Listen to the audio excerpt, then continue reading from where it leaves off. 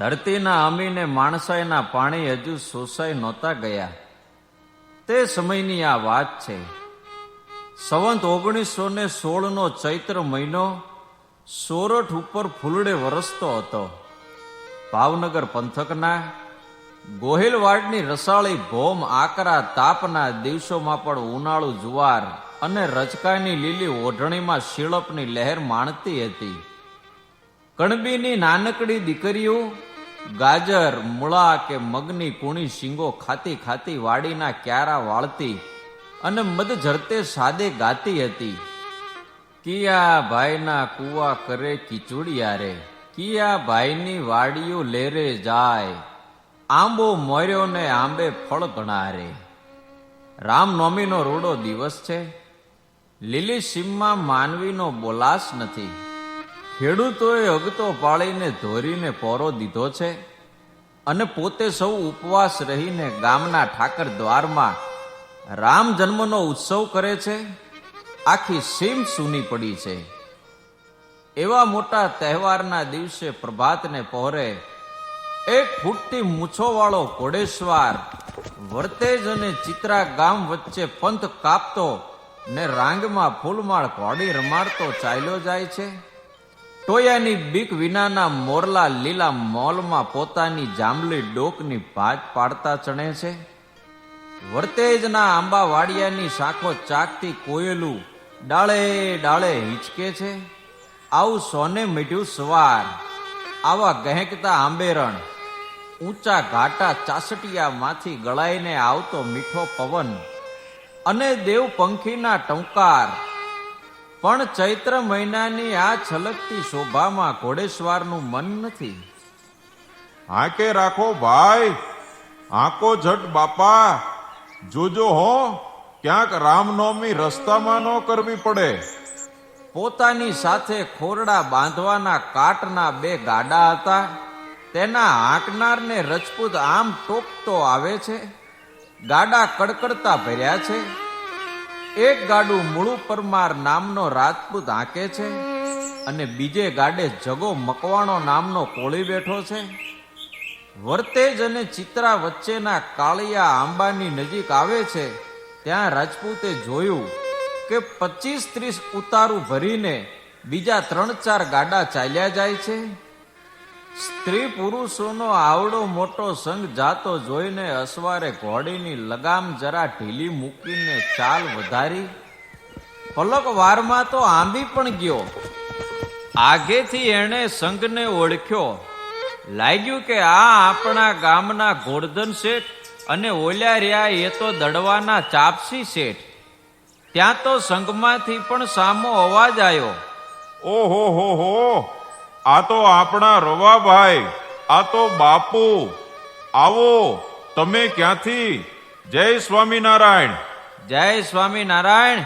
ગોરધન શેઠ, ચાપસી શેઠ, જય સ્વામિનારાયણ. રવાભાઈએ જવાબ વાળ્યો.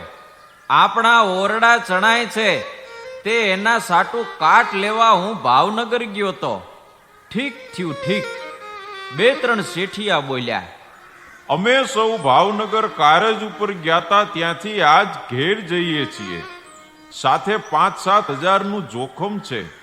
સારું થયું કે તમારો ઘર સુધીનો સંગાત થયો. હા, ભલે.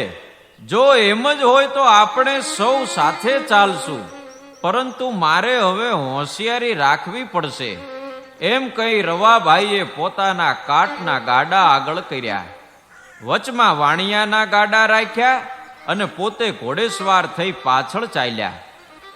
નદીનો લાંબો પટ વટાવીને સામે કાંઠે ચડ્યા ત્યારે ચકોર રવાભાઈએ જોયું કે કાળીએ આંબેથી 2 હથિયારબંધ સિંધી લોકો પાછળ પાછળ ચાલ્યા આવે છે. એને જોઈને રવાભાઈએ પૂછ્યું, કાં ભાઈઓ, તમે ક્યાં જાઓ છો? સિંધીઓ બોલ્યા, આ સરહદનો અમારો જુંબો છે. કોઈ વટે માર્ગુ સાથે જર જોખમ હોય તો અમારે તેમની રક્ષા માટે સાથે ચાલવું એવો દરબારી હુકમ છે. આવો જવાબ મળ્યા છતાં રવાભાઈને શંકા તો રહી ગઈ. એણે કહ્યું, તમે હોય તો ભલે, પણ અમને તમારી જરૂર નથી, કારણ હું રાજપૂત ગરાસીઓ છું અને સાથે છું, માટે તમે તમારે ખુશીથી પાછા વળો.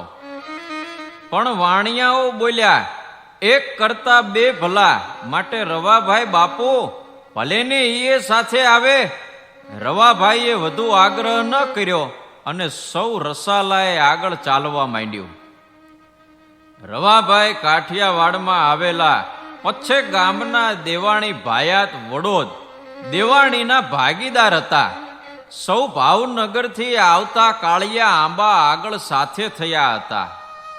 રોંઢો ઢળ્યો અને સાંજ નમવા માંડી હતી ત્યારે ચોગઠ અને ડભાળિયા ગામ વચ્ચે કાળીસર નદી ઉતરીને સૌ સામે કાંઠે ચડ્યા. તે જ સમયે રવાભાઈની ચકોર અને વેમિલી આંખોએ બીજા બે શસ્ત્રધારી પુરુષોને રસ્તા વચ્ચે બેઠેલા જોયા. પ્રથમથી જ આ રાજપૂત ચારે તરફ નજર ફેરવતો હોશિયારીથી ચાલતો હતો.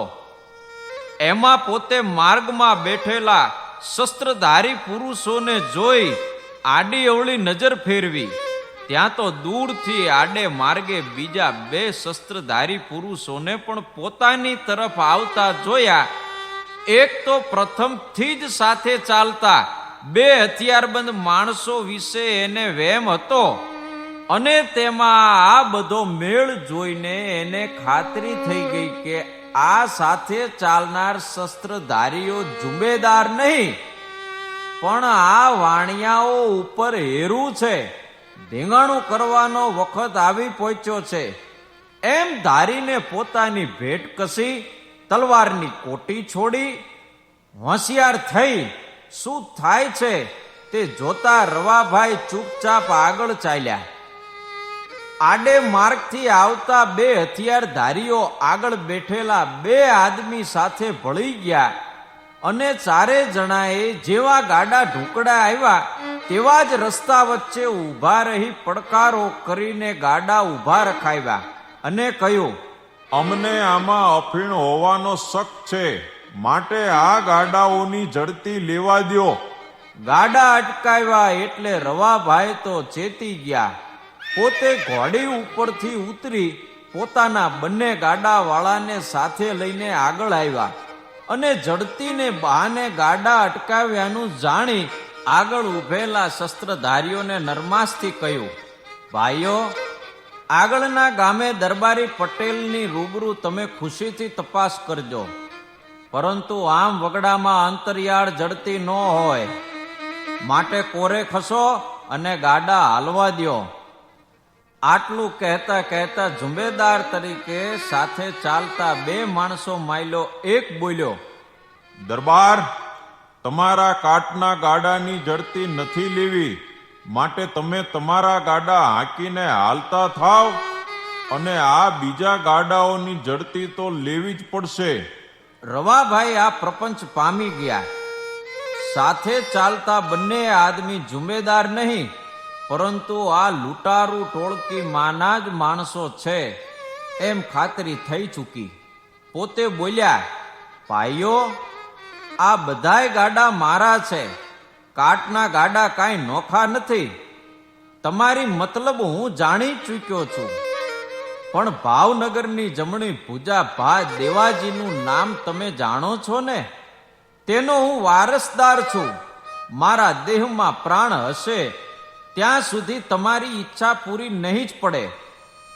મારા કુળની ખાનદાની અને સુરવીરતાની શાખ ઉપર આ સૌએ મારો સાથ કર્યો છે, એટલે મારે તો અહીં ખપી ગયે જ છૂટકો છે.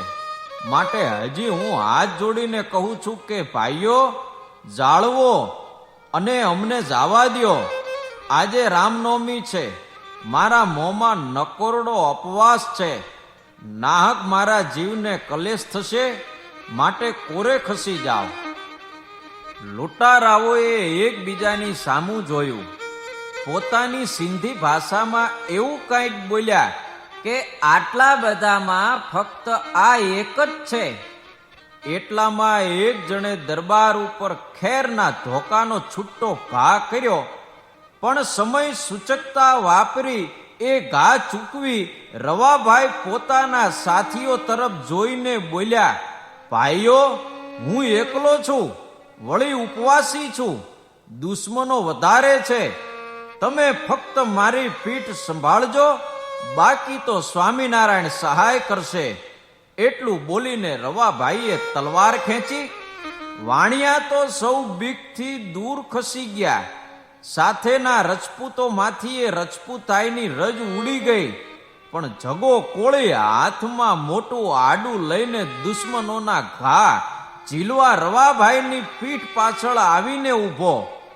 આ બધું એક પળમાં બની ગયું.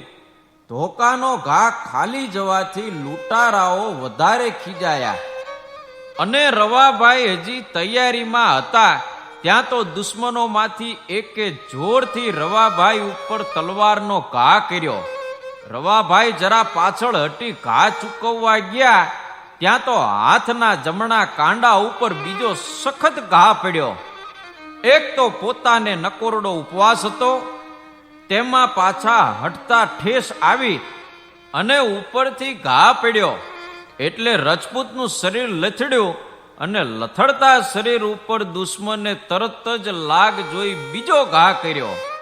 પરંતુ ઘણી ચપળતાથી એ ઘા ચૂકાવી પડતા પડતા રવાભાઈએ જોરથી તલવારનો લેખણવટ ઘા કરીને એક જણને જમીનદોસ્ત કર્યો અને પોતે પાછા ઊભા થઈ ગયા. એટલામાં બીજા દુશ્મને માથા ઉપર તલવારનો ઘા કર્યો. તે પોતાના માથામાં વાગ્યો, પરંતુ તલવારના એક જ ઘાથી એ દુશ્મનને તો પોતે ઠાર કર્યો. આમ એક ઠાર થયો અને એક સખત જોખમાયો એટલે બાકીના દુશ્મનો ના હિંમત થઈ ગયા અને બંને લાશો ઉપાડી જીવ લઈ નાઠા. રવાભાઈની પીઠના કેટલાક ઘા તો જગા કોળીએ આડા ઉપર ઝીલી લીધા હતા, તોય વાંસામાં તથા હાથે એમ 2-3 ઘા અને માથામાં એક સખત ઘા લાગેલા. છતાં રણે ચડ્યો રજપૂત હાથમાં ખુલ્લી તલવારે દુશ્મનોની પાછળ દોડ્યો. ત્યાં તો વાણિયાઓ વગેરે દોડીને દરબારને પકડી લીધા. કેટલીય વારે માંડ માંડ સુરવીરતાનો ઉભરો શાંત થયો. ત્યારે જ માથાના ઘા વાગ્યાની ખબર રવાભાઈને પડી. રવાભાઈ સ્વામિનારાયણના પાકા ભક્ત હતા. પોતે જાણ્યું કે હું હમણાં જ બેભાન થઈ જઈશ એટલે તરત જ સૌને કહી દીધેલું કે મારા પ્રાણ જાય તો ભલે, પણ મને મારા ભાઈઓ દવા તરીકે દારૂ પાય તો પાવા દેશો નહીં. બધા ઘા ઠર્યા એટલે રવાભાઈ બેસુદ થવા લાગ્યા. એક ગાડું ખાલી કરાવી રવાભાઈને ગાડામાં લઈ સૌ ધીમે ધીમે ઘર તરફ રવાના થયા. મોડી રાત્રે સૌ વડોદ આવી પહોંચ્યા. રવાભાઈની માતાને દીકરો ઘવાયાની ખબર પડી.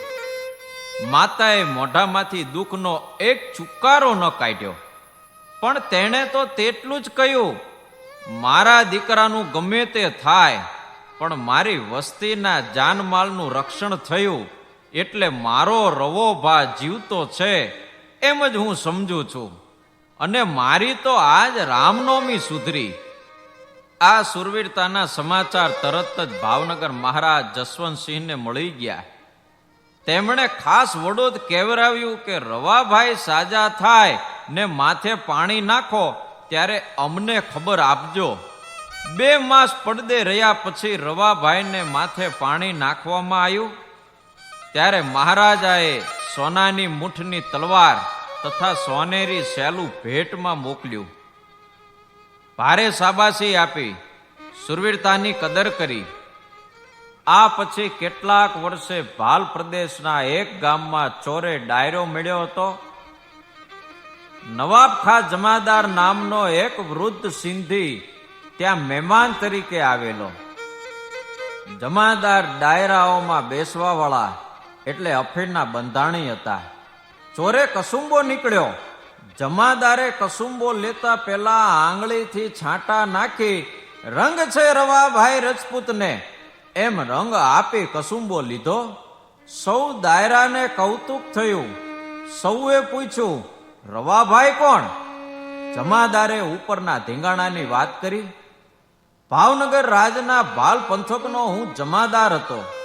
રાજ્યનું ભરણું ભરવા ભાવનગર ગયો હતો.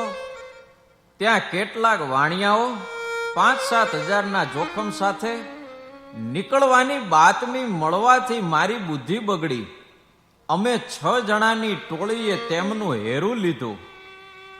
2 જણા વાણિયા સાથે જુંબેદાર તરીકે ચાલ્યા અને બીજા આગળ ચાલ્યા.